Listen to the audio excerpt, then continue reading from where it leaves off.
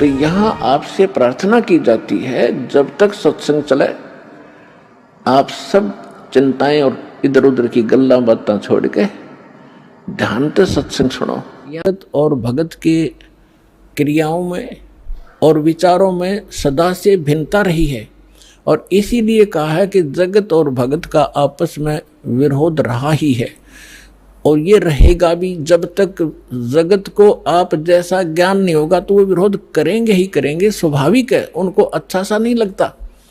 जैसे यहाँ पहली बार कोई व्यक्ति आता है और दूसरा आके प्रणाम करता है, वो खड़ा खड़ा देखता रहता है, ये क्या कर रहे हैं यहाँ पर, उसको अच्छा सा नहीं लगता, क्योंकि वो तो अहंकार में कोई छोटी मोटी पोस्ट हो तो उसने तो भारी बात हो जाती है, कैसे लंबा लेटूं। ये होता उनमें जो भक्तिहीन होते हैं पिछले जन्म के, और पिछले जन्म के भक्ति युक्त प्राणी होते हैं, चाहे कितना बड़ा अधिकारी हो तुरंत समर्पित हो जाता है। वो पिछले संस्कार उसको अपने आप झुका देते हैं। उदाहरण के लिए जैसे सरसों आपने देखा होगा, सरसों जब तक उसकी फलियों में दाने नहीं होते, यानी उसकी कीमती नहीं होती, तब तक वो ऐसे खड़ी रहती है, और जो जो वो पकती चली जाती हैं और वो उनमें वो कीमती बनती जाती है, उनकी वैल्यू बनती है, वो झुकना शुरू कर देती है, और इतनी झुक जाती है कि जमीन को छूने की चेष्टा करती है, क्योंकि ईब उनकी कीमत बन गई, वो कीमती हो गए, उनके अंदर वो शक्ति आ गई, वो कीमत बन गई। और जब तक वो यूजलेस थी, वो न्यों खड़ी थी आकड़ी ऊपर ने। तो इसी प्रकार जो पूर्व जन्म के भक्ति युक्त होते हैं, उनका स्वभाव होता झुकने का, वो खड़े रह ही नहीं सकते, उनके अंदर पिछली भक्ति इतनी जबरदस्त होती है। और जो भक्तिहीन होते हैं वो आकड़े रहा आकड़े नोक, लेकिन उनमें भी भक्ति बन जाएगी। सत्संग सुनेंगे, भगवान की अमृत वाणी सुनने मात्र से संस्कार शुरू हो जाते हैं, चाहे वो घर पर सुन रहा है मालिक दास के वचन, किसी टीवी पे, या अपने किसी इस सिम के अंदर या इस चिप के अंदर से जो सत्संग सुनते हैं, वो भी संस्कार भरने शुरू हो जाते हैं, उसमें वजन बनना शुरू हो जाता है। फिर धीरे धीरे यहाँ भी आता है, फिर सत्संग सुनता है, यहाँ जो है प्रणाम करता है, फिर उसके अंदर वो भक्ति संग्रहित होकर अपने आप झुकना उसका स्वभाव बन जाएगा। फिर उसको बुरा लगेगा तो झुका नहीं गा, प्रणाम नहीं करेगा तो उस पर कह नहीं जा। तो जो प्रसंग चल रहा है कि अब ये बिचली पीढ़ी चल रही है, और इसमें क्योंकि सत्संग एक सामूहिक तौर से सब विचार व्यक्त किए जाते हैं, ये एक सामूहिक लेक्चर है जिसमें प्रथम कक्षा के बच्चे भी होते हैं जो पहली बार आए हैं, कुछ ऐसे भी होते हैं जो वैसे ही सत्संग श्रवण करने के लिए भी आए हैं, कुछ ने आज ही उपदेश लिया है, कुछ 2 वर्ष के हो गए, कोई 4 बार आए हैं, कोई पुराने भक्त हैं। तो सभी के अनुकूल इस सत्संग के माध्यम से ही संदेश दिया जाता है, और उनको जिसको जहाँ कोई त्रुटि होती है ये वचन वही काम करते हैं। जैसे आपको कोई बीमारी रोग है, इंजेक्शन कुल्ले पर लगाएंगे, वो उसी दर्द पर जाकर काम करेगा जो रोग होगा। इसी प्रकार कोई रोग की टेबलेट है, मुख से खाई जाती है, वो अपने आप वहाँ काम करेगी जहाँ वो रोग है। तो इसी प्रकार ये सत्संग सामूहिक तौर से सबके ऊपर बिखेरा जाता है, और जिस सत्र का जो भक्त होता है उसको उसी सत्र का ज्ञान उसके लिए अनिवार्य होता है, और उससे फिर वो प्रेरित होता है, फिर संभल जाता है, कोई त्रुटि भी उससे हो जाती है। तो इसलिए इस सामूहिक तौर से सभी फाउल पॉइंट भी बताए जाते हैं कि यहाँ आप मार खाते रहे हो और ये समस्या आ जाती है। तो दास जो कह रहा था कि अभी आपको कुछ परेशानियाँ आएंगी, और आ भी रही हैं, और फिर भी आप संघर्ष कर रहे हो समाज के साथ, क्योंकि आपको ज्ञान सही प्राप्त हो गया और आपको सुख भी मिल रहा है, और समाज अभी इस ज्ञान से अपरिचित है। तो अभी कुछ दिन और थोड़ी सी समस्या आपको रहेगी, फिर जब पूरे विश्व में ये ज्ञान फैल जाएगा, सब आपके साथी हो जाएंगे। आप जो भी वचन कहोगे, जैसे हमने रामायण और महाभारत सुनते सुनते कान पक गए, हजारों वर्षों से सब ने सुन ली, सब ने मान ली, सारी सही बिल्कुल, राम कृष्ण समर्थ भगवान। अब कोई भी कितना खड़ा होकर कोई कहा करता कृष्ण जी ने न्यू कर दिया, सारे नाड़े लाया करते, हाँ जी बस ये समृद्ध शक्ति है, सर्वशक्तिमान है, हाँ जी। अब कहते हैं झूठ को 100 बार सुन ले वह सच लगने लग जाती है, और हमने सुन रखी थी लाखों बार, तो वो एक रस हो गया था, कोई ऑब्जेक्शन नहीं रहा। अब ये सच्चाई भी ऐसे ही दास बार बार बार बार रह कर सुनाओगा, तो ये सच्चाई भी आपको एक दिन सबने स्वीकार करनी पड़ेगी, और सभी ऐसे ही गर्दन हिलाया करेंगे, बिल्कुल सही, बिल्कुल सही, यही है ज्ञान और ज्ञान ही नहीं, और यही कबीर है भगवान और भगवान ही नहीं, इस ज्ञान से ही होगा। तो इस प्रकार अभी आपको प्रॉब्लम रहेगी और संघर्ष करो, ये तो आज़ादी की सी लड़ाई समझ लेना, लेकिन हमारी लड़ाई हथियारों की नहीं, ज्ञान के शस्त्र से हमने लड़ना है। कबीर साहब का ज्ञान ऐसा है, कहते हैं और ज्ञान सब ज्ञान डी, कबीर ज्ञान सो ज्ञान, और जैसे घोड़ा तोब का करता चले मैदान। मैदान तो कर दिया शंकराचार्य, हमने निमंत्रण उनको दे लिया, कहा जाओ जी चर्चा करो, कुछ हमारी त्रुटि हमें बताओ, आपकी हम बतावाएंगे, उसको एक समाज को एक दिशा दे दें। लेकिन कुछ भी रहा हो, चाहे वो अपने आप को गण्याडी मान रहे होंगे, के जावा रामपाल का तो कोई अस्तित्व नहीं है, लेकिन फिर भी गरीब के पास भी आ जाना चाहिए बड़े आदमियों ने, जो आमंत्रित करता है। दूसरी बात यह है कि उनके पास कख नहीं, उनको सारा पता लग चुका है, क्योंकि पुण्यात्माओं आज इतना सेंसिटिव मीडिया है, एक वचन भी दास ने इस पूरे सत्संग में गलत बोल दिया होता, ये बवंडर बना देते। और आज मैं सीधा छाती में मार रहा हूँ इनके सच्चाई को, और कोई चसक नहीं रहा, इतना वजन है सच्चाई के अंदर, तो वो यहाँ नहीं आए। दुर्भाग्य था हमारा, बहुत इंतजार की उनकी, लेकिन परमात्मा ने दया करी, इस साधना चैनल वाले पर न्यारी रजा कर दी दाता ने। इसने अपनी टीम भेज के और सबसे उनके इंटरव्यू ले लिए, खुश होकर दे दिए, धोती सी मन्नत धो दी उनकी, यहाँ पर दिखा दिया किसे शंकराचार्य है किसे आचार्य है। तो पुण्यात्माओं, कहने का भाव यह है कि जब तक ये पूरे विश्व में एक रस नहीं होगा, तब तक थोड़ा सा विरोध बना रहेगा, और उसमें आपने घना सावधान रहना पड़ेगा कि आपका नाम खंडित ना हो। वैल्यू है, कहते हैं परमात्मा कहते हैं, जैसे माता गर्भ को रखे यतन बनाए, और ठेस लगे तो छन हो तेरी, ऐसे भक्ति जाए। अब भक्ति का मिलना यह बड़ी कठिन, और मिलने के बाद फिर वो उसको सुरक्षित रखना, वो एक बहुत बड़ी बात है। जब तक परिपक्व नहीं हुई तो फिर फायदा क्या उसका। तो इतना सावधानी आपने बरतनी पड़ेगी, जैसे कोई माता बच्चे को गर्भ में आते ही वो कितनी सतर्क हो जाती है, खान पीन में संयम बरतती है, पैर ऊंचा नीचा ना टिक जा कि तय बच्चे का झटका लग जा, रात को करवट ले भी गलती से ले लेती है तो तुरंत सतर्क होती है, और कहीं मेरे बच्चे का दाब ना लगी हो और खराब ना हो जाए मेरा गर्भ, वो कितनी चिंतित रहती है। तो आप जी ने इस भक्ति का जो लाल है, इतनी सावधानी से परिपक्व करना पड़ेगा, तब आपको सफलता होगी। इसमें फाउल पॉइंट हैं, आन उपासना नहीं करनी, संसारिक व्यवहार के जो भी कार्य हैं जो भक्ति परमात्मा की मर्यादा को भंग करते हैं, वो नहीं करने, और फिर आप सफल हो जाओगे। तो अभी थोड़ी सी कठिनाई आपको चल रही है, घर घर में विरोध चल रहा है। पति ने नाम ले लिया, पत्नी नहीं मानती, मैं तो सारी पूजा करूंगी, तो कैसे ऐसा क्या कर रहा है। पत्नी ने ले लिया तो पति दुखी करता है। तो धीरे धीरे ज्ञान से क्या होगा, ये ज्ञान ऐसा है कि आप घर पे चलाओगे और बच्चों पर भी असर करेगा, ना सुनेंगे तो भी कक्ष में सोए हुए व्यक्तियों पर भी ये वाणी असर करेगी, जैसे गारुड़ का मंत्र अचेत हुए उस सर्प के डसे हुए व्यक्ति पर, जो सुन भी नहीं रहा समझ भी नहीं रहा, और उसके ऊपर भी वो मंत्र बोल बोल कर उसके विष को उतार कर सचेत कर देता है। और ये तो परमात्मा की वाणी सब सिद्ध है।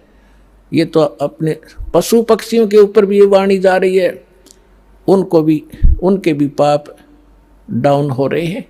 ठीक है, उनके पाप गणे हैं इसलिए पशु योनि मिली, तो वो पाप घटते रहेंगे। जैसे कपड़ा किसी का ज़्यादा मैला है, हो गया है, मैल हो गया है, तो वो कई बार साबुन लगाने से स्वच्छ होगा, उज्जवल हो जाएगा। और जिसका थोड़ा मैला है 1-2 बार साबुन लगाने से उज्जवल हो जाता है। तो ये साबुन है परमात्मा का जो ज्ञान है, सत्संग है, वचन है, ये साबुन और जल दोनों का काम करता है। तो धीरे धीरे ये सत्संग जिस घर में चल रहा है पड़ोसियों तक भी असर होगा आपका, और आपके घर के पशु पक्षियों पर भी इसका प्रभाव पड़ेगा। आपके घर कोई पशु पक्षी भी रह रहा है उसके ऊपर भी धीरे धीरे उसके अंदर ये वाणी का जो ज्ञान यज्ञ का पुण्य उसमें संग्रहित होगा। और कुछ ऐसे पाप हैं जो ज्ञान यज्ञ से ही खत्म होते और उसका विकल्प ही नहीं है। जैसे कपड़े को पहले थोड़ा मैला है तो जल से धो दिया, साफ हो गया। ज़्यादा मैला है तो और भी मैल रहा तो साबुन लगाना पड़ा, और फिर भी कोई दाग दबा रह जाता है तो ड्राई क्लीन से साफ हो जाता है। तो इसी प्रकार ये सभी क्रियाएं हमें अपने अंतःकरण, अपने जीव के ऊपर, आत्मा के ऊपर जो मैल जमा हो गए उन सभी पापों का नाश करने के लिए ये सारे ही साधन अपनाने पड़ेंगे। मंत्र के जाप भी करने पड़ेंगे, 5 यज्ञ भी आपने करनी पड़ेंगी, और तब जा करके आपकी भक्ति सफल होगी। तो इसमें फाउल पॉइंट दास आपको बता रहा है कि ये भ्रमित ना होना। ऐसे कोई व्यक्ति आपके साथ डिस्कस भी करे तो उसको समझाना कि देखो, पहले तो जब हम डॉक्टर के पास जाते हैं तो डॉक्टर की औषधि में हम स्वयं ही विवेचन करते हैं, तो फिर उस डॉक्टर के पास जाने की आवश्यकता ही नहीं कि इसने दवाई ठीक नहीं दी तो कोई और देखो, वहाँ से लो। तो इसी प्रकार सबसे पहले तो ये देखो, ये ज्ञान आज तक ना किसी ने सुना और ना सुनाया, किसी के पास था ही नहीं। और जिन महापुरुषों के पास था उनको प्रतिबंध कर दिया था, मालिक ने प्रतिज्ञा करा दी थी कि अभी इसको डिस्क्लोज ना करना।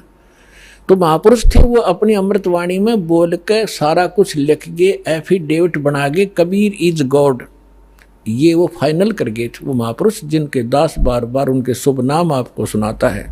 और फिर हमारे सदग्रंथ उसी का प्रमाणित करते हैं कि कबीर इज गॉड।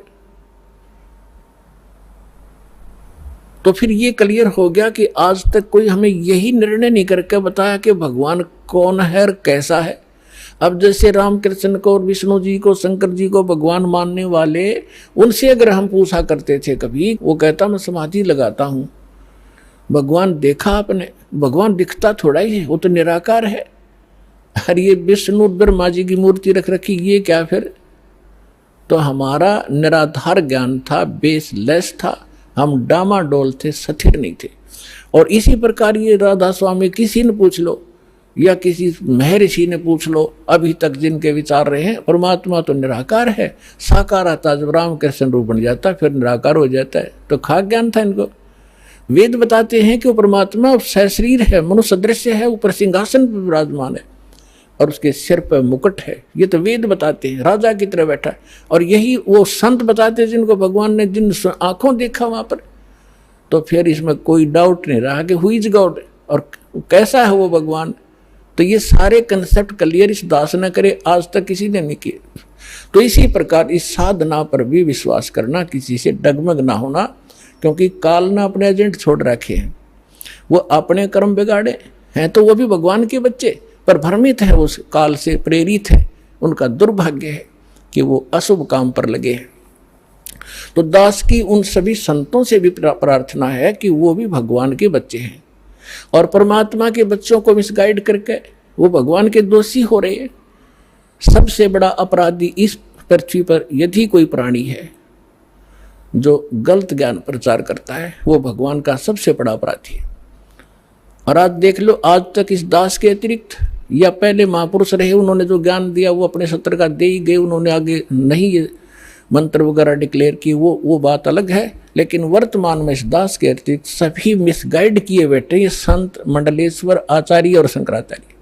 तो ये अपराधी उस परमात्मा के, इनको चाहिए अपना भी कल्याण करावें और सच्चाई से अपने अनुयायियों को भी परिचित होने दें।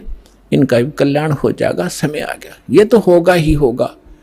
ये कह देंगे तो इनका जो है बड़ी शाबाशी होगी, इनकी इज्जत रह जाएगी। और नहीं तो चलिए तो यहाँ आवेंगे, फिर ये अकेले बैठे रहेंगे वहाँ पर, रोए जाइए अपने कर्माने। आज कौन ऐसा मूर्ख है जो अपने जीवन को नाश करेगा जब पता लग जाए? तो फिर दूसरी समस्या ये आती है कि गुरु नहीं बदलना चाहिए। कोई बात हुई या एक डॉक्टर से इलाज नहीं होता तो 100 बदलने चाहिए अपनी जान बचाने के लिए। और कबीर साहब कहते हैं जब लग गुरु मिले नी साचा, तब लग गुरु करो 10 पांचा। और झूठे गुरु के पक्ष को तज ना लावे वार, और द्वार ना पावे शब्द का वो भटके वार का वार। और इतना शीघ्र बदल देना चाहिए गुरु को। कबीर साहब कहते हैं कि डूबे थे पर उबरे, गुरु के ज्ञान चमक, और बेहरा देखा जरजरा, उत्तर चले फड़क। पहले बेड़े होया करते थे, फ्लोटिंग लकड़ियों का एक बेड़ा बना लिया। अभी तो नौका तो बहुत बाद में चली है। पहले बेड़ा होया करता था, उसके ऊपर बैठ कर दरिया को पार करके अपना कोई काम करने जाते थे, उन बेड़े के ऊपर बैठ के जाया करते। तो वो बेड़े कई बार गल जाते थे, कंडम हो जाते थे। तो जब परमात्मा कहते हैं कि जिस साधना को आप कर रहे हो, जो गुरु की, जिस गुरु के जहाज में आप बैठे हो, उसका जब आपको उसके सामने दूसरा जो बिल्कुल ओके बेड़ा आ गया, नौका समझ लो आप, बेड़ा तो नहीं समझ में होगा। अब एक नौका है जिसमें आप बैठे हो, उसके अंदर सुराख हो गया है और जल उसके अंदर घर कर रहा है, अंदर प्रवेश करना शुरू कर दिया है। और उसके बराबर में दूसरा कोई सही ओके नौका रख देता है, साथ में खड़ा कर लेता है, और वो कहता है कि भाई तुम डूबोगे, इसमें आ जाओ। अब जिसने गुटी सूटी ला रखी होगी, नशा कर रहा होगा, तो ठीक है मौज हो रही है, वो तो डूबेंगे। और जिनको नशा नहीं है और उनको पता लग गया दोनों का डिफरेंस कि ये जल आ रहा है, तुम डूबोगे इसमें, तो वो जो जिनका नशा नहीं है वो तुरंत 1 सेकंड भी ना लावे, तुरंत कूद जाएंगे उसके अंदर। तो यहाँ परमात्मा कहते हैं डूबे थे पर उबरे, गुरु के ज्ञान चमक, और बेड़ा देखा जर्जरा, यानी टूटा फूटा डूबोण वाला, उत्तर चले फड़क। फड़क जैसे पशु कई बार आवाज सुनकर हॉर्न की फड़क को भाग जाता, काफी दूर बहुत स्पीड से भागता है एकदम। तो कहते हैं ऐसे कूद गए दूसरे में। तो परमात्मा कहते हैं झूठे गुरु के पक्ष को तजत ना लावे वार, 1 सेकंड के अंदर बदल लेना चाहिए। और पुण्यात्माओं, आज इस विश्व में कोई गुरु नहीं है इस दास के अतिरिक्त। सतगुरु की तो बहुत दूर की बातें हैं, वो गुरु भी नहीं है। तो कबीर साहब कहते हैं गुरुआ गाम बिगाड़े संतो, गुरुआ गाम बिगाड़े, गुरुआ गाम बिगाड़े संतो, गुरुआ गाम बिगाड़े, ऐसे कर्म जीव कहला दिए, ईब झड़े ना झाड़े। है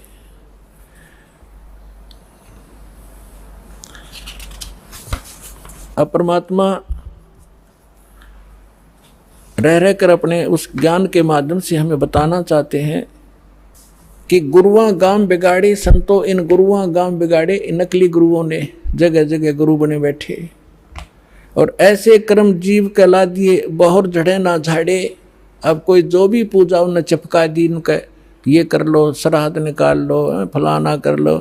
अब वो उनको छोड़ना नहीं चाहते, जबकि सारे शास्त्र विरुद्ध साधनाएं हैं। अब क्या बताते हैं, पाहन को परमेश्वर कहते, या नंदा बड़ी भारी, या को मोकू समझ पड़ी है पूजा दी अगारी। जो हड़का जल भर कह लाए, चरणामृत ठहराए, हर जड़ के चरण धो के दिन ने, फिर चेतन को फिर पाए। अब क्या बता रहे हैं कि जैसे पहले हमने देखा हमारे गांव में एक शिव जी का मंदिर है, और कभी वहाँ चले जाते थे, कभी त्योहार होता था, शिव जी का मेला भरता था, तो क्या करते थे, उस जोड़ मत है तालाब में जिसमें भैंस भी माएँ मूतते हैं, उस सब नहाया करती, वह भी पेशाब करें, टट्टी करें, और उसमें से भर के लाते लोटा, और उसको फिर भगवान शिव जी के उस पर शिवलिंग पर डालते, और फिर आगे निकलता उसको लोटे में भर लेते। उसने चरणामृत बना के सारा नबाटा करता पुजारी। परमात्मा कहते हैं कि जो हड़का जल भर के लाए तालाब से, और चरणामृत ठहराए, और जड़ के चरण धो के प्याए, उस पत्थर की मूर्ति के चरण धो के प्याए, और जड़ के चरण धोकर दीने, चेतन को फिर प्याए। चेतन को प्याओ जड़ की, जो पत्थर के चरणों का चरणामृत। फिर कहते हैं कौवा मच्छा और मीन जल पिया, और बिष्टा की नमाई, गुरुआ कह तो गारा लग गया, जुग जुग छूटे नहीं। भ्रम विदूषण शब्द हमारा, कोई गावे कोई रोवे, और पांडे को तो परख नहीं ये खिचड़ी मुंह में धोवे। कहते हमारा जो ज्ञान है ये सब भ्रम का निवारण करने वाला है, इसको सुनो। और पांडे जो यानी जो आपके गुरुजी आपको दीक्षा साधना बता रहे हैं, ये तो ऐसा है जैसे कीचड़ से कपड़ा धो रहे हो तुम, दूनी गारा लगेगी, वो साफ नहीं हो सकता जो साधना आप करें। भैरो भूत मसाणी पूजें और दुर्गा देवी ध्यावें, उत्ती के तो तब ही बाजें जो बकरे आण कटावें। भेड़ पूछ को पंडित पकड़े ये बादो नदी बिहंगा, गरीब दास वो भवजल डूबे नहीं साध सत्संगा। कि जिनको संतों का संग नहीं मिला, सत्संग नहीं मिला, वो भवजल के अंदर ही डूब जाते हैं। भेड़ पूछ को पंडित पकड़े, ये आपके गुरुजी कहते हैं आपको दरिया पार कराने के लिए ऐसा साधन दे रखा है जैसे कोई ये कह दे कि भेड़ की पूछ पकड़ा दे और कहते इसको लेकर दरिया में बढ़ जा, ये पार कर देगी तुझे। तो वो साधन दरिया को पार करने का नहीं है, ये तो आपको अंडरस्टूड है। उसका कौन सा साधन है कि नौका हो ओके, लीक प्रूफ हो, वाटर प्रूफ हो, और उसने रखे और साथ में फिर चलाने वाला सही कार्य बिल्कुल परफेक्ट हो, और उसमें बैठे फिर पार होगा। भेड़ पूछ के पकड़ने से दरिया पार नहीं हो सकती। इसी प्रकार जो साधनाएं आज तक आप कर रहे थे वो ऐसी साधना थी, मोक्ष कराने के लिए जैसा आप उद्देश्य ले रहे थे ऐसी थी, जैसे भेड़ की पूछ पकड़ कर दरिया पार करते, और वो भी भादों वाली दरिया। भादों के अंदर सबसे ज़्यादा वर्षा हुआ करती थी और सभी दरियाएं ओवरफ्लो होकर किनारों को चाटती हुई चला करती हैं। और ऐसे भयंकर समय में और ये साधन दे रखा आपको। तो यहाँ कहते हैं भेड़ पूछ को पंडित पकड़े भादो नदी बिहंगा, और गरीब दास वो भवजल डूबे जिन नहीं साध सत्संगा। जिनको संत सतगुरु नहीं मिले वो यहीं डूब जाएंगे। कबीर साहब कहते हैं कबीर इस संसार को समझाऊं के बार, और ये पूछ पकड़ के भेड़ की ये उतरा चाहे पार। अब थोड़ी सी इन नकली गुरुओं की हिंदी करता हूँ, उसके बाद आगे आज की कथा सुनाएंगे। अब परमात्मा क्या कहा करते, गरीबदास साहिब को भगवान मिले, सचखंड ले गए, फिर वापस छोड़ा। और परमात्मा ने पहले कहा था कि 12वां पंथ जब गरीबदास 12वें पंथ का जो संचालक होगा, प्रवर्तक, उसके माध्यम से मेरी वाणी पुनः प्रकट होगी, मेरा ज्ञान दूंगा। और बीच में जैसे 600 वर्ष पहले कबीर साहब जी ने धर्मदास जी को जो ज्ञान दिया था वो कबीर सागर में लिपिबद्ध हुआ। तो परमात्मा ने पता था कि बीच में काल के दूत इसमें कोई ना कोई गड़बड़ करेंगे। आप एक अनुराग सागर है, कबीर सागर का एक चैप्टर है। तो ये कबीर पंथी विशेषकर उस अनुराग सागर को ही घसीट रहे थे। और इस कबीर सागर के संशोधनकर्ता ने, यो युगलानंद बिहारी जी ने एक टिप्पणी कर रखी है इसमें कबीर सागर में, उसको संशोधित करते हुए कि मेरे पास अनुराग सागर की 45 कापियाँ हैं, कुछ हस्तलिखित कुछ प्रिंटेड। इनमें बहुत सी ऐसी हैं जो एक दूसरे से मेल नहीं कर रही। तो इसका क्या मतलब है कि जिसने जैसी भी उचित समझा, अब जिस भी संत ने, जो नकली संत थे काल के दूत, जिन्होंने वो समझ में वाणी नहीं आई वो काट दी, अपने अनुकूल जो वो बकवाद करा करता हुआ लिख दी और उसको आगे प्रिंट हो गया। तो उसको कंप्लीट करने के लिए, सुचारू करने के लिए परमात्मा ने कहा था कि संवत 1774 होई ता दिन प्रेम प्रगटे जगलोई, और उसके माध्यम से मेरी पुनः वाणी प्रगट होगी। तो वो गरीबदास जी ने वह कसर, परमात्मा ने गरीबदास जी को सच ऊपर ले गए, फिर वापस छोड़ा, उसमें वो फीड कर दिया। जैसे एक मोबाइल से दूसरे मोबाइल में पूरी की पूरी फिल्म फीड फैक्स हो जाती है और उसमें भी रह जाती है। तो परमात्मा ने ऐसे वो ज्ञान गरीबदास जी ने दिया। तो गरीबदास जी ने फिर इन नकली संतों के बारे में क्या बताया है, कंठी माला सुमरनी ये सभी सिलसिला मेटे, कन फूका गुरुआ मिले है जो जम मारी फेटे। कंठी माला सुमरनी भाई पैरे से क्या हो, ऊपर डूंडा साध का और अंदर रख्या खो। कहते हैं ये ऊपर कंठी पैर ली, माला बना ली, एक मणिये की माला कंठी पहनते हैं कबीरपंथी नकली। एक तुलसी की लकड़ी का एक मनिया बना कर एक जनेऊ से में बांध देते हैं। और यहाँ भी जो भगत आते हैं उनको हम कहते हैं कि ये कंठी माला नहीं चलेगी, इसने उतार दो, तो वो दृढ़ हो जाते हैं कि इसने नहीं उतारे, ये तो हमारा जन्म सिद्ध अधिकार है। अब परमात्मा क्या कह रहे हैं, कंठी माला सुमरणी ये सभी सिलसिला मेटे, इसने सब छोड़ छाड़ दो, इन तो पार हो गए। अंदर भक्ति सही करो, सत भक्ति करो, सत साधना से मोक्ष होगा। इन कंठी और माला ऊपर की दिखावे से, चाहे कपड़े लाल पहन लो और चाहे पैंट कमीज पहन लो, भगत वाले लक्षण और भक्ति सही होगी तो आपका मोक्ष होगा। एक विशेष आडंबर से भगवान नहीं मिलेगा। तो यहाँ कह रहे हैं कि कंठी माला सुमरणी ये पैरे तय क्या हो, ऊपर तय दिखा भगत और अंदर रख्या खो, न साधना ठीक न ज्ञान सही। कंठी माला सुमरणी भाई पैरे से क्या हो, ऊपर डूंडा साध का अंतर रख्या खो। कन फूका गुरुआ में ले जाने भाव न भेद, जम के हलकारे फिर ये हाथों में लिए बेद। ओए होए होए, अपने आत्मा एक एक वाणी ऐसी अनमोल है महापुरुषों की।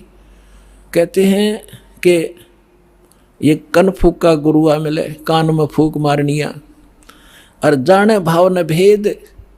और कहते हैं ये काल के हलकारे घूम रहे नकली संत जो वेदों के ज्ञाता माने जाते थे, न कख भी नहीं पता वेदों का। वेद पढ़ने पर भेद न जाने ये बातें पुराण 18, और जड़ को अंधा पत्ते खुआवे भूल गया सर्जनहारा। अगर इन्होंने वेद पढ़ा होता ये पत्थर पूछते, वेद का ज्ञान होता। तो कहते हैं ये वेदों, ये काल के दूत फिर रहे हैं, वेद को हाथ में लिए लिए। आपने एक नकली महर्षि दानंद की सारा इतिहास आपके रूबरू कर दिया दास ने, और यो कितना शिखर में चढ़ा रखा था, सिरपद रखा था एक आदमी ने, ऐसा महर्षि नहीं, इस जैसा वेदों का ज्ञाता नहीं। तो ऐसे कहते हैं ये काल के दूत थे, वेदों का नाम ले ज्ञान सारा उल्टा ठोक रखा। तो यहाँ उसी को प्रमाणित कर रहे हैं कि जम के हिलकारे फिरे ये हाथों में लिए वेद। जहाँ भी आप महर्षि दानंद की फोटो देखोगे वेद पहले दर रखे, उसमें चारों जड़ी संठे काले रखा था, लिखे लिखाए भी इसने हो जैसे, और कक का पता नहीं उस आदमी ने। तो पुण्यात्माओं आज तक ये में बिजली गिर रही थी, हम इनको महर्षि माने थे, ये थे कौन बालका जैसे ज्ञान के भी। इनका सत्यार प्रकाश आपके दास ने आपके रूबरू किया, जिसको हम सर्वधार्य मान्या करते, और उसमें इतना डंगा बकवाद भर रखी जो एक आम आदमी भी ना लिखे ऐसी बात, तो मूर्ख भी जो उसने लिख रखी। कहते सूर्य पे ऐसे व्यक्ति रहते हैं जैसे यहाँ पर हैं, सारे बाग बगीचे हैं, सारे पदार्थ हैं, बता वो एक इंसान भी था और महर्षि की पदवी पाएंगे। कहते हैं झूठे गुरु बहुत हैं ये अनगन कोट अनंत, सार नाम का भेद बतावे सो सतवादी संत। झूठा गुरु काल है ये फांसी दे अड़ाए, मारत है मैदान में वो छलबल बहुत बनाए। झूठा गुरु काल है ये गुरु का दया स्वरूप, या मैं मीन न मेख है जैसा संबल रूखे। एक एक वाणी का निष्कर्ष देखो पुण्यात्मन महापुरुष ये थे, वो महापुरुष भगवान से प्राप्त ज्ञान यानी ये तत्व ज्ञान है। कहते हैं झूठा गुरु काल है और गुरु का दया स्वरूप, और या मैं मीन न मेख है जैसे संभल रूख। अब जैसे एक संभल का पेड़ होता है, संभल, और संभल के पेड़ पे ये तोता जो होता है, तोता ये वृक्षों को सिलेक्ट कर लेते हैं कि ये वृक्ष देखते रहते हैं, ताक में रहते हैं कि ये पौधा उगा है, ये पेड़ बनेगा और फिर इसके फल खाऊंगा। तो जो ये संभल का पेड़ जब उगता है बहुत सुंदर पत्ते होते हैं, बड़ा हरा भरा होता है, और बड़ा हो जाता है तो इतने बढ़िया फल लगते हैं इसके डोडे, और ऐसा लगता है जैसे बहुत ही स्वादिष्ट पदार्थ होगा, लेकिन उसमें होती है रुई। अब वो तोता ये देखता है कि ये फल पक गया, 12 वर्ष इंतजार किया कि फल खाऊंगा, इस फल यहाँ ये पेड़ घने हो गए वृक्ष इसके संभल के, और जब वो परिपक्व होते हैं जिस उद्देश्य से वो चोंच मारता है उसमें वो पदार्थ ना हो करके रुई उसके मुंह में फंस जाती है, उसने जान बचानी मुश्किल हो जाती है तोते।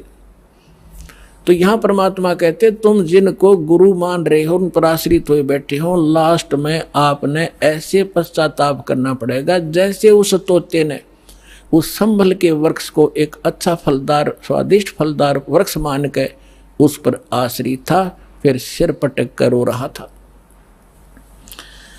झूठा गुरु काल है ये गुरु का धरा स्वरूप, या मैं मीनन मेख है जैसे संबल रूख। फिर क्या बताते हैं, कान चिराए क्या हुआ ये कर कंकन मन पाल, मुद्रा पैरे क्या हुआ सिर फोड़ेगा काले। कहते हैं कान चिरानते, कान में मुद्रा पहनते और 36 आडंबर करने से परमात्मा नहीं मिलेगा, और यम के दूत लठ मारेंगे तुम्हें तुम्हारे गिर के। कहते चुंडित मुंडित पकड़ लिए इनसे जम किंकर ना डरता। ये चुंडित कति जटा बड़ा बड़ा को बड़े बड़े राखों ऋषि दिखाई दे, और कति गोटम गोट करा रखा साधुपना दिखाने के लिए। कहते इन यम के दूत ना डरते इन बकवादों से, वो तो सत मंत्र जो सच्चा नाम जिसके पास होगा उससे भयभीत होते। फिर क्या बताते, मौन रहा तो क्या हुआ ये बोले से नो भेवे, मौनी वक्ता एक है ना पर से दल देवे। अब जैसे एक नकली था, आडंबर करे बिना इनका काम चला नहीं, दुनिया आकर्षित नहीं हो। एक ने कहा कि मौन धारण कर रखा उसने। एक कबीर पंथी घिसा पंथी संत था, और दास को पहले नाम देने का आदेश नहीं था जब तक 1988 से 1994 तक। तो दास इनको संत मान के इनसे परमात्मा ने इनकी तलाशी दिवानी थी मेरे थे, उससे मिलता था, चर्चा होती थी। एक दिन मैं गया तो क्या पता चला कि महाराज जी तो मौन व्रत रखा है 41 दिन का। मैं चलो भाई ठीक है, मैं बैठ गया तो वो निकला गुफा से बाहर। तो उसने क्या किया, एक स्लेट ले रखी जो बच्चों की होती थी पहले, स्लेट पत्थर की, और एक चौक ले रखा, उस पर लिखा कि भगत जी को चाय पिलाओ। स्लेट पे लिख दिया, तो वो चाय ले आए। फिर लिखा कब आए, वो बोला जी अभी आया हूँ। अच्छा, अब उस स्लेट पे लिखे और फिर उनको पानी पिलाओ। अब यहाँ वो परमात्मा कहते हैं कि मौन रहा तो क्या हुआ जो बोले से नो भेव, इशारों से बात कर रहा, मन तो डिस्टर्ब हो लिया। बताओ उस मौन रहने से क्या लाभ हुआ तुझे। और मौनी वक्ता एक है ना पर से दिल देव, परमात्मा के पाने के लिए ये आडंबर केवल बकवाद मात्र है आपकी, इनसे ये भगवान नहीं मिले। और ये भोली आत्मा इन्हीं से प्रसन्न होते हैं। बाबा जी भाई 41 दिन में, और फिर 41वें दिन उसने वो व्रत खोलना था, समागम हो गया, हजारों आदमी इकट्ठे हो गए, लाखों रुपये उसने मिल गए, हो गया उसका काम पूरा। अब वो भी पार है और चेले भी पार है। दोनों गधे बनेंगे इकट्ठे। कहते सन्यासी 10 नाम है ये शिव का धर है ध्यान, शिव के ऊपर और है ताको कर प्रणाम। ये सन्यासी 10 नामी सन्यासी कहलाते हैं, भगवान शिव को इष्ट मानते। कहते हैं शिव के ऊपर और परम शक्ति है, उसका ध्यान धरो जब तुम्हारा कल्याण होगा। भेखों से भगवान का दूर महल दरबारे, पाखंडी पहुँचे नहीं दे सतगुरु पार उतारे। इन भेखों से बनावटी आडंबरों से परमात्मा का घर बहुत दूर है, और पाखंडी वहाँ ना जा सकता ना ले जा सकता। सतगुरु दे पार उतार, सतगुरु आपको पार उतारेगा। डंब करें डूंगर चढ़े अंतर झिन्नी झूले, जग जाने बंदगी करें ये बोवे सुलभ भूले। आप देखते होंगे, हमने तो खूब देख रखा है बिटर एक्सपीरियंस है दास का। क्या देखा करते, एक समय ये दास अपनी से ड्यूटी पर जा रहा था। दास हरियाणा सिंचाई विभाग के अंदर जूनियर इंजीनियर की पोस्ट पर था, मोटरसाइकिल पे जा रहा था अपनी ड्यूटी पे। तो रास्ते में काफ़ी व्यक्ति इकट्ठे थे। एक ऊंचा सा स्थान था गांव में बाहर, और उस जंगल था वहाँ पर। वहाँ क्या देखा, एक बाबा जी बैठा, और दूर से दिखे 10-20 भगत बैठे। मैं भी चला गया उधर जाकर देखने के लिए। जब तक ये दास को ये ज्ञान नहीं था साधु संत की ऐसे अट्रैक्शन होती थी, तो वहाँ बैठे काफ़ी लोग बैठे, दूना ला रखा, इन्होंने सुल्फे पीवे, भर भर चले वो भी पीवे, और जहाँ 10 रुपये चढ़ा दें। और तो अब वो ऊंचे पे न्यू बैठे, सब न दिखूं ताकि मेरे पुजारी आ जाए। तो क्या है, तो यहाँ क्या कहते हैं, डंब करें, पाखंड करें और डूंगर चढ़े, यानी ऊपर ऊंचे स्थान पर टिल्ले पर जाकर बैठेंगे, और अंदर कोरी बकवाद, अंतर झिन्नी झूल, और जग जाने यो बंदगी करे। आम जनसाधारण तो ये समझता है कि वो भगती कर रहा होगा, तो परमात्मा कहते यो बो है सूल बबूल, ये तो अपने भविष्य में की करके कांटे बोन लाग रहा है, कर्म फोड़ रहा है अपने। डंब करे डूंगर चढ़े ये अंतर झिन्नी झूले, जग जाने बंदगी करे ये बोवे सूल बबूले। फिर कहते हैं माला मुक्ति न होते है, मुक्ति होता है नाम। इन माला से मुक्ति नहीं होगी, इस नाम से मोक्ष होगा। चाहे माला तो जप ले, चाहे बिना माला तो जप ले। केवल ये माला पैर के आडंबर करते बात नहीं बनेगी। अपने आत्माओं जैसे दास आज जो सत्संग एंड करेगा, उसी के कारण ये आगे चल के बात बिगड़ जाती है। जैसे थोड़ा सा उदाहरण देता हूँ, ये माला गल में पहनने की परंपरा कैसे चली। जब भक्ति किसी भी युग में कभी प्रारंभ हुई थी, परमात्मा आते हैं, थोड़ी बहुत भक्ति वो स्टार्ट कर जाते हैं, चाहे प्रथम मंत्र की ही थी, तो उस माला से जाप किया करते थे। तो पहले क्या करते थे, जे कपड़े वस्त्र इसे होते नहीं थे, माला से जाप किया और माला को आदर के साथ गले में डाल लिया करते। वो लोग दिखावा नहीं था, वो सिर्फ अपना सुरक्षित स्थान और आदरणीय स्थान सीने से लटकी रहती थी, और जब उसकी आवश्यकता पड़ती उसको जब जाप कर लिया करते थे। तो जिसके गले में माला होती वो जाप करते थे, तो बगैर मर्यादा के उन मंत्र करने वालों से अगर किसी को दुआ निकल गई वह सफल होगी। तो गृहस्थी आदमी ने को किसी ने आशीर्वाद दे दिया, उस माला वाले ने, जाप करनी ने, तो उसको लाभ हो गया। तो उनकी पूजा शुरू होगी, अपने घर घर बुलाने लगे। जब यह थोड़ी सी भक्ति डाउन होने लगती है, तो फिर ये पहचान मान ली कि जो गल में माला डाल रहा है ये भगत है, और इसकी पूजा सेवा करने से बहुत लाभ हो जाए। तो हम 2 भागों में बट गए। तो जो माला डालने दिखता उसको हम भगत और संत मान लेते, उसकी सेवा करते, चरण धोते, और उससे थोड़ा बहुत लाभ उसको मिल जाता। अब कैसे, वो तो ऐसा था जैसे एक किसी ने अपने टायर में हवा भर रखी है, और उसमें से लाकर दूसरी ट्यूबर दूसरे के टायर में डालता रहे, तो थोड़ी बहुत आ जाएगी, उसका भी काम ना चले पूरा, और उसकी खत्म हो जाएगी। तो ऐसे बात बिगड़ती चली गई।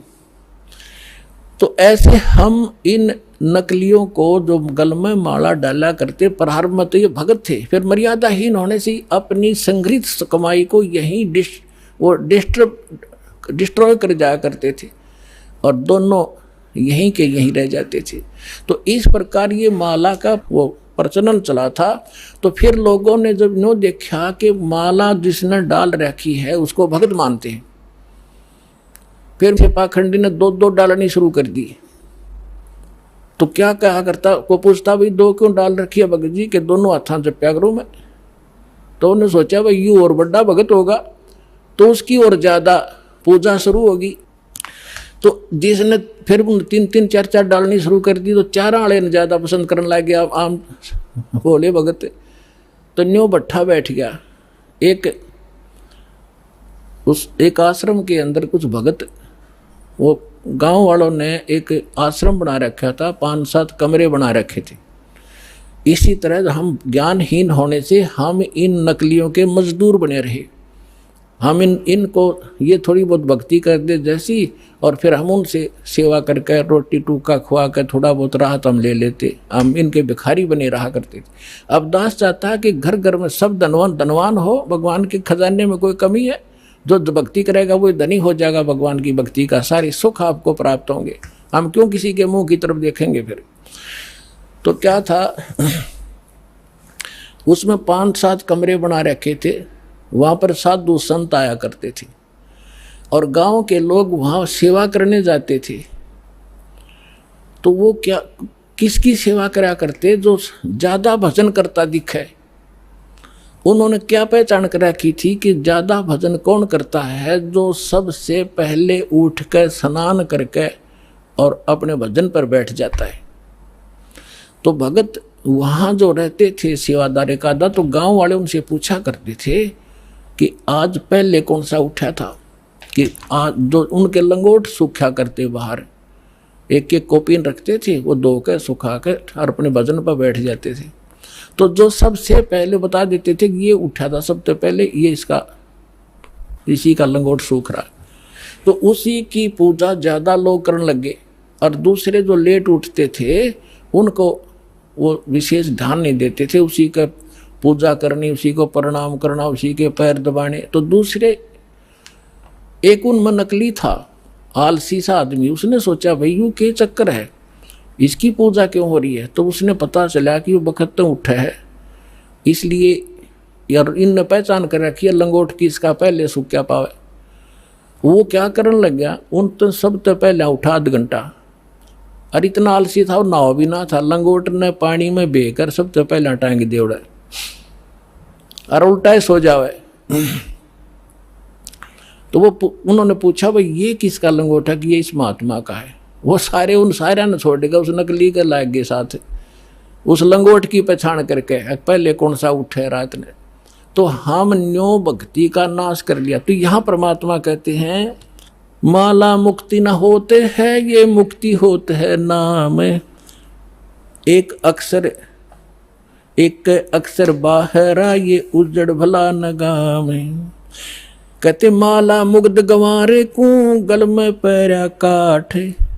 दगड़े दो जग के चल्या, लखी न सतगुरु बाटे। माला मुग्ध, इस मूर्ख ने ये गल में काठ पैर रखा, इतना मोटे मोटे मणिये। और दगड़े दो जग के चला, नरक के रास्ते को पकड़ रखा है। लखी ना सतगुरु बाट, यानी सतगुरु के मार्ग का इसको पता नहीं चला। मुंड मुंडावे मूर्खा, ये कर हैं घोट में घोटे। बार भेख बनावे ही, अंदर अनगिन खोटे। ये मुंडावे मूर्खा, यानी उस तरह फिरा लेते हैं, कचकोला कोरा कटवा लेते हैं। और कर मुंड मुंडावे मूर्खा, और कर हैं घोट में घोट। और बाहर भेख दिखावे ही, बाहर तजनो दिखे बड़ा महात्मा होगा, अंदर अनगिन खोट। केले की कोपीन है, ये फूल पान पल खाही। नर का मुख नहीं देखते, जो बस्ती निकट ना जाई। एक समय इस दास को ये ज्ञान प्राप्त हुआ, तो हम अपने ऑफिस में बैठ के फिर तो हमारे पास एक यही चर्चा हो जाती है, जो भी जिसने हमारी बात सुनाई थी उसको चर्चा शुरू कर देते थे। तो उनमें से कहने लगा कि नहीं, आपने संत तो देखे नहीं है। मैंने बताया मेरा ऐसे ऐसे गुरुजी हैं, उनसे मैंने दीक्षा ली है। तो वो एक कहने लगा आपने संत तो देखे नहीं है। दूसरा मेरा साथी कह रहा था, मैं कैसे होते हैं भाई? कि मैं एक बार ऋषिकेश गया हुआ था, हरिद्वार से आगे, और वहाँ एक आगे जंगल है, 1 किलोमीटर आगे चल के साइड में, और वहाँ एक महात्मा रहता है, और वो केवल एक लंगोट बांधता है केले के पत्तों की। जंगल में रहता है, और जंगल में इतना गहरा चला जाता है, आदमी के तो दर्शन भी नहीं करता वो, और जय उसके दर्शन हो जाए तो बेड़ा पार हो जाता है। तो बहुत से लोग वहाँ इकट्ठे हो रहे थे, तो मैं भी जाकर बैठ गया, उनसे पूछा ताछी की, तो उन्होंने बताया कि एक महापुरुष रहते हैं यहाँ पर। और वो कभी कभी यहाँ दिख जाते हैं विचरण करते हुए, तो हम उसके दर्शनार्थ बैठे हैं, हो सकता हमारे भाग जाग जाए। लेकिन वो जब भी कोई आभास होता है तो भाग कर अंदर गुफा गहरी जंगल में भाग जाता है, आदमियों को दर्शन नहीं देता। तो कहने लगा कि एक बता रहा था कि मैंने एक दिन थोड़ी सी दर्शन हुए थे, बस एकदम फिर वो पीठ फेर कर भाग गए, बस उस दिन थोड़ी सी कसर रह गई ना, बेड़ा पार हो जाता। तो उसी आस में 20-30 आदमी बैठे थे वहाँ। अब इस परमात्मा के ज्ञान से वो निर्णय होगा कि वो के था, वो कौन था। आए है उसके क्या कहते हैं सुख संवेद में, केले की कोपीन है वो फूल पान फल खाही, केले के पत्ते की तलंगोट बांध रखा है। ऐसे बैरागी त्यागी महसूस होते हैं और फूल पत्ते और फल खा के गुजारा करते हैं और बस्ती के निकट नहीं जाते, आदमी का मुंह भी नहीं देखते। ऐसे त्यागी बैरागी, उनको संसार एक समर्थ संत मानते हैं। अब उसका पैमाना दिया है सुख संवेद में, केले की कोपीन है जो फूल पान फल खाही, नर का मुख नहीं देखते जो बस्ती निकट नहीं जाही। वो क्या है, वो जंगल के रोज हैं जो मनुष्यों बिद के जाही, निस्दिन फिरो उजाड़ में न्यो परमात्मा पावे नाही। कैसा पैमाना दे दिया, वो जंगल के नील गाय हैं, रोज हैं जो आदमी देख कर भाग जाओ फदड़ फदड़ कर, पता नहीं कहाँ जाकर डटे। ये जंगल के रोज है, जब नाम से मोक्ष होगा, इन बकवादों से होगा। इस जंगल में पशु सारे नंगे फिरे और भाग जाते हैं, मर्ग भी भाग जाते हैं आदमी से डर के। फिर इसका समाधान बताते हैं, डेरे डंडे खुश रहो ये खुसरे लेना मोक्ष, दरु प्रहलाद पार उतर गए फिर डेरे में क्या दोष। परमात्मा देखो, और तो उदाहरण उनके पास था नहीं जब ये ज्ञान मालिक दिया करते थे। हम धरु और प्रहलाद को मुक्त मानते हैं, मानते हो कहाँ जी? तो जब धरु और प्रहलाद तुम कहते हो पार हो गए, उनके इतिहास देखो पढ़ के। प्रहलाद जी 10 वर्ष के थे जब नरसिंह जी आए, उनको मिले, यानी परमात्मा प्राप्ति हुई। भक्ति वो पहले से ही कर रहे थे और फिर उन्होंने शादी करवाई। और जो राजा बलि था जिसने वो 100 अश्वमेघ यज्ञ करी थी इंद्र की गद्दी प्राप्त करने के लिए, और जिसके लिए भगवान आए थे 52 रूप बना के, तो वो प्रहलाद का पोता था, बैलोचन का लड़का था। तो उनने ब्याह करवाया, बालक हुए और वो पार हो गए। और ध्रुव का भाई था उत्तम, उसकी मृत्यु हो गई थी।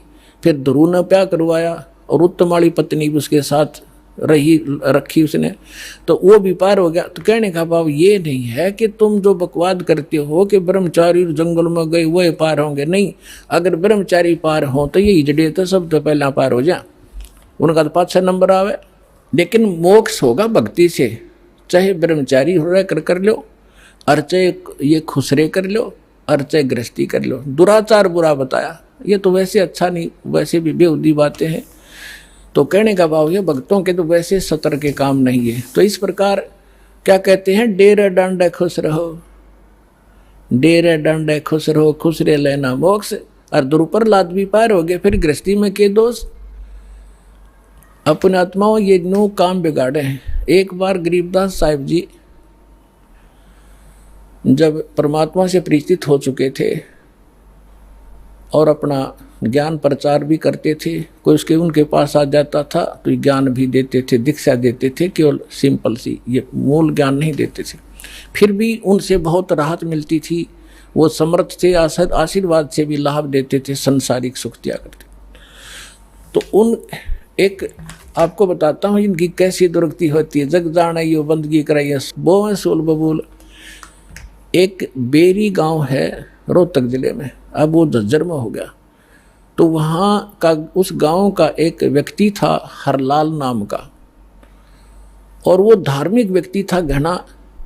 उसने एक साधु रख लिया अपने घर पे कि महाराज आप यहाँ रहो। उसके लिए एक चौबारा बनवा दिया ऊपर, आप यहाँ रहो, हमने सेवा मिल जाएगी हमारे कर्म बन जाएंगे, आपकी भक्ति बन जाएगी, आपने भक्ति करनी है। आप बाल ब्रह्मचारी हो, घर छोड़ रखा, कहाँ भाई, ठीक है, होगी सेटलमेंट। उसका ऊपर चौबारा बना दिया, एकांत में उसको बढ़िया भोजन दे सुबह शाम, और वो अपना भजन करे, जैसा भी वो सोच रहे थे वो भजन करे। और वो भजन उसके पास भक्ति थी नहीं हुआ। तो क्या हुआ कि वो क्या करता था, बढ़िया माल खावे और आप खावर सो जावे, या जिसी भक्ति थी अटपट की साधना करे थोड़ी बहुत देर, वो भक्ति मोक्षदायक थी नहीं। तो क्या हुआ, कुछ दिनों के बाद उस संत की मृत्यु होगी, अंतिम संस्कार कर दिया। तो पहले क्या करते थे कि गांव के जो किसान लोग थे बैलगाड़ी रखा करते थे, और ट्रांसपोर्ट का जो काम होता था आजकल ट्रकों से होता है, पहले बैलगाड़ियों से करा करते थे।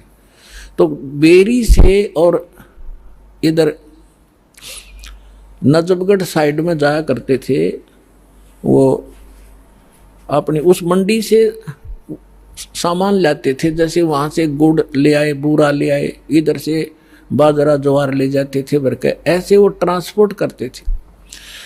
एक दिन गरीबदास साहिब जी उसी रास्ते पे, जो रास्ता गांव छुड़ानी से होकर बेरी से और आगे जाता था नजफगढ़ साइड में, तो वहाँ कुआं था एक, उस कुएं पे बैठ कर गरीबदास जी स्नान कर रहे थे। सुबह सुबह गर्मियों का मौसम था, 5 बजे उधर से वो हरलाल गाड़ी लिए आ रहा था, और उसने जो बैल एक जोड़ रखा था, वो बैल था गोरे कलर का, लाल रंग का। और वो किया उसने, वो बैठ गया, वो बैठता था ऐसे, और वो हरलाल उतर कर फिर उसका लठ मारता, उसने फिर जबरदस्ती ठाता, फिर वो आधा किलोमीटर ठीक चलता और फिर बैठ जाता। तो वो कुदरती वहाँ बैठ गया आकर जहाँ गरीबदास जी नहा रहे थे, स्नान कर रहे थे। तो गरीबदास जी न्यो के न्यो उठ के धोती बांध रखी थी नहाते नहाते, और वहाँ गए उस बैल के पास जो बैठ गया था, एक बैल खड़ा था, गाड़ी रुक गई थी। तो उन्होंने उसके कान में कोई बात कही, वो एकदम खड़ा हो गया, वो बैल खड़ा हो गया। तो किसान ने तो यह बड़ी बात थी, बैल ठीक चलने लग गया, और वो वहाँ से लेकर बेरी लगभग 10-15 किलोमीटर पड़े हैं छुटानी तक, बेरी तक वो बैठा नहीं। उधर से राम रमी हुई, महाराज कौन हो आप? भाई गरीबदास नाम है मेरा। और यूँ क्या हो गया? कुछ ना, बस आ गई इसका समझ में। जब तो वो चला गया, फिर उसने जाकर देखा, उसका जब न्यो ना जची की खड़ा हो गया जाते, फिर बैठेगा थोड़ी दूरी पे, वो ना बैठा। तो फिर उसने पता करा, भाई बैल भी इतना इस दूसरे तो भी आगे चल रहा है, तो इतना तेज चल रहा है, क्या चक्कर है? उसने क्या कर दिया इसके कान में। तो वो वापस आया, जब उस गांव में रुक गया और पूछा वह गरीबदास कौन है? वो कुदरती परमात्मा वहीं आगे स्नान, वो गरीबदास जी उसी टाइम से स्नान, उसने नहीं सोचा इस टाइम से आकर वो नान भगत और वहाँ मिल लेगा। तो जब वो स्नान करना, पता था वो भगत किस लिए आ रहा है, वो तो परमात्मा से परिचित हो चुके थे। तो जब उसने देखा कि वो आदमी है जो उस दिन बैल के कान में कुछ इसने फूक फाक मारी थी, प्रणाम किया और पूछा, भगत जी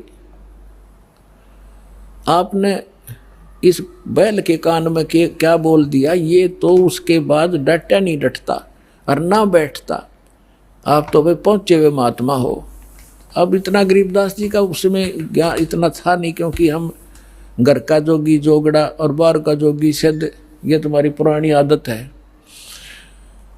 तो गरीबदास जी ने कहा कि अब बैठ जा, बताऊंगा क्या कह दिया मैंने। आपके घर में चौबारे में एक बाबा जी रहा करता, संत भगत अखा जी रहता था। कहाँ गया वो? तो उस अरलाल भगत ने, किसान था वो जाट, उसने बताया जी वो तो मृत्यु को प्राप्त हो गया, 4-5 वर्ष हो गए। परमात्मा ने कहा कि ये बैल ओए है तेरा बाबा जी, इस नकली पर भक्ति बनी नहीं, सत साधना इसके पास थी नहीं, यू खावा था सोया था, नकली डड़े डोया था, कंकर पत्थर कट्टे करे, साधना ठीक नहीं थी। ये वही बाबा जी है, वो भगत जो घर छोड़ कर चला गया था, ब्रह्मचारी भी था, बैल बनकर गाड़ी खींच रहा है। क्योंकि तेरा खा रखा था इसने पूरा करना पड़ेगा वापस। मैंने इसको ये कहा भाई भगत जी, चाहे तो लठ खा के इसका दे दे और चाहे अपना स्वभाव पूरा कर दे, पूरा करे पीछा छूटेगा तेरा। इसका समझ में आ गई, अब ये तेरे पूरे करेगा। अपनात्मा देखो, अब जो भी कोई साधना कर रहे हैं वो हैं परमात्मा के बच्चे, किसी ना किसी जन्म में वो मालिक के साथ रहे। आगे साधना नहीं मिलती तो वो 84 लाख योनियों में चले जाते। और परमात्मा ने वहाँ भी दया करा दी अपने गरीबदास जी के माध्यम से, और लाल का मन फेर दिया कि अभी भगत था यो और यू बैल बन गया। इसकी दुर्भाग्य, पर आज के बाद इसने मैं गाड़ी में नहीं जोड़ूंगा, अलग से बांध दिया, चारा चरावे और बैठे रहे। देख परमात्मा ने भगत की वहाँ भी रक्षा कर दी और सुविधा दे दी, लेकिन भक्ति बिना क्या बने, अगला जन्म उसका सूर का होगा, फिर क्या सुविधा देंगे। तो पुण्यात्माओं, ये सौभाग्य आपका, आपको अनमोल रत्न मिल रहा है, इसने संभाल कर रखियो। अब जो प्रसंग चल रहा था, दास आपको बता रहा था कि अब आपको वो अनमोल वस्तु मिल गई है जो आज तक किसी को प्राप्त नहीं हुई। आपका भक्ति धन थोड़ी ही साधना से अत्यधिक बन रहा, संग्रहित हो रहा है, और इसी भक्ति धन से आपको यहाँ की भौतिक सुविधाएं भी प्रयोग करनी है और आगे चलने के लिए भी इसको सुरक्षित रखना है, इसको बांटना नहीं। अपनात्मा कुछ दिनों के बाद जिसने 1-2 वर्ष साधना या कर ली भगवान की सत साधना, तो आपका जो भक्तिहीन हो जाओगे, आप किसी को आशीर्वाद दे दोगे ना, वो भी फलने लग जाएगा। आपके पंचर हो जाएगा और उसमें हवा भरने लग जाएगी, आप भी डाउन हो जाओगे, यही रह जाओगे, आपकी गाड़ी खड़ी हो जाएगी और उसने उसका लाभ होना नहीं, क्योंकि दोनों को फुल एयर चाहिएगी टायर में आगे गाड़ी बढ़ाने के लिए, और वो अलग सिस्टम है जो दास आपको दे रहा है। इससे पंप सारे भरो और अपनी गाड़ी चलाओ। एक दूसरे मूर्ख होगा जो अपने टायर में दूसरे के टायर में हवा भरे, दोनों कंडेम हो जाओगे। तो इस साधना से हम ऐसे बिगड़ जाते हैं।